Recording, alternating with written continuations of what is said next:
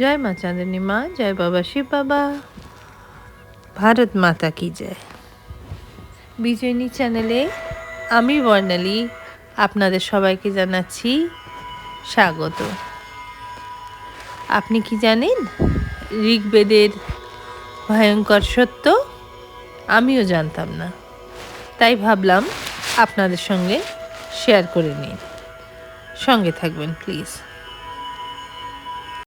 ঋগ্বেদ পৃথিবীর প্রাচীনতম জ্ঞানের ভাণ্ডার, যার রহস্য আজও অমীমাংসিত। ভাবতে পারো, হাজার হাজার বছর আগে মানুষ এমন জ্ঞান লিখে গেছিলেন যা আমাদের বৈজ্ঞানিকদেরও ভাবায়। হ্যাঁ, আমি বলছি ঋগ্বেদ সম্পর্কে, পৃথিবীর সবচেয়ে প্রাচীন গ্রন্থ, যেখানে লুকিয়ে আছে সৃষ্টি, দেবতা আর মানুষের রহস্য। ঋগ্বেদ হলো বেদের মধ্যে সব থেকে পুরাতন। ঋগ্বেদ, সামবেদ, অথর্বেদ ও যজুর্বেদ। এটি প্রায় 5000 বছরের বেশি পুরনো। এখানে আছে 10টি মণ্ডল এবং 1000+ যেখানে সূক্ত, যেখানে দেবতাদের স্তবগান করা হয়েছে। ঋগ্বেদেতে প্রধান দেবতা হলেন আগুনের দেবতা অগ্নি, দেবতাদের রাজা হলেন ইন্দ্র, আর জলের দেবতা হলেন বরুণ।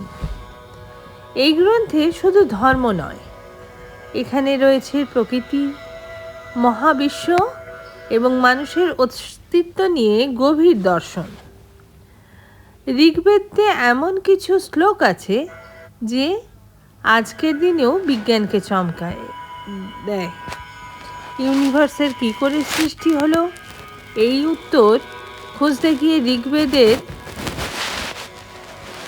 নাসাদিয়া সুক্তা বলেছে, সৃষ্টি কি করে হলো সেটা হয়তো দেবতারাও জানেন না।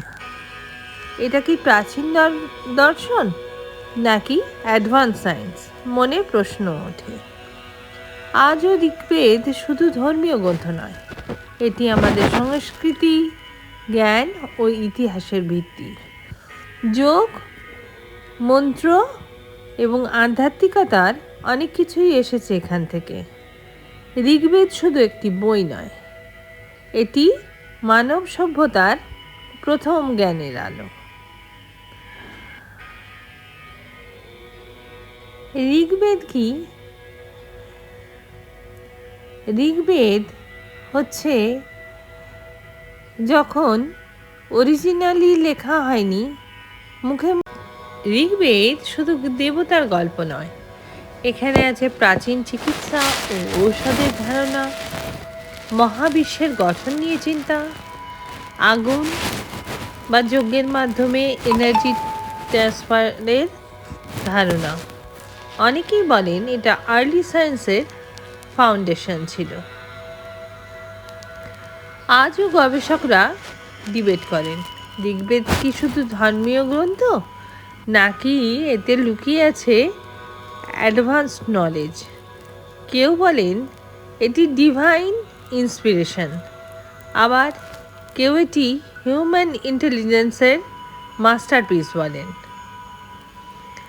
ঋগ্বেদ শুধু একটা বই নয়, এটি এমন একটা রহস্য যা আজও পুরোপুরি বোঝা যায় না। হয়তো আমরা ভবিষ্যতে এর থেকে আরও গভীর সত্য জানতে পারব।